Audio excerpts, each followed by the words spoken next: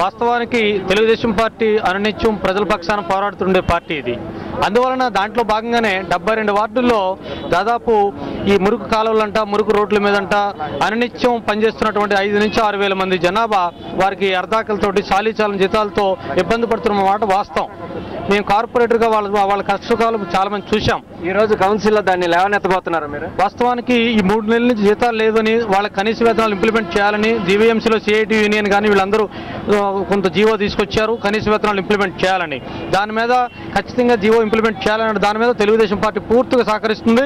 ఇప్పుడు మీరు తాజాగా ఒక ఆరోపణ చేస్తున్నారు, కాంగ్రెస్ కార్పొరేటర్లు, కాంగ్రెస్ మేయర్, డిప్యూటీ మేయర్ కూడా నిధులు స్వాహా చేస్తున్నారు, కోట్లు అది పంచుకోవడానికి గొడవ పడుతున్నారు అన్నది కూడా మీరు ఆరోపిస్తున్నారు. దీనికి సంబంధించి మీ దగ్గర ఏమైనా ఆధారాలు ఉన్నాయా? దాని మీద కూడా మీరు నిలదైపోతున్నారు.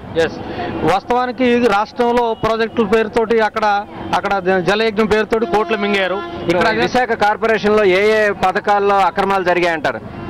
అదేవిధంగా రాష్ట్రంలో ఏ విధమైతే అవినీతి జరుగుతుందో ఇక్కడ కూడా ప్రాజెక్టుల పేరుతోటి 100 కోట్ల రూపాయలు అధికార పక్షంలో ఉన్నటువంటి మేయర్ కానీ, డిప్యూటీ మేయర్ కానీ, మిగతా వాళ్ళు, ముఖ్యంగా ఇక్కడ ఉన్నటువంటి మంత్రి, శాసనసభ్యులు అందరూ కూడా కుమ్మక్కయ్యి ఇక్కడ ఉన్నటువంటి నిధులు దాదాపు 250 కోట్లు ఈ సంవత్సరం ఈ ఫైనాన్షియల్ ఇయర్లో కుంభకోణాలు జరిగాయి. వాటి మీద ప్రత్యేకంగా తాటిపూడి పైప్ లైన్లో మీరు అందరూ సాక్షాత్ చూశారు. అందరూ మేయర్ కూడా వచ్చారు, నిజాయితీగా ఒప్పుకున్నారు.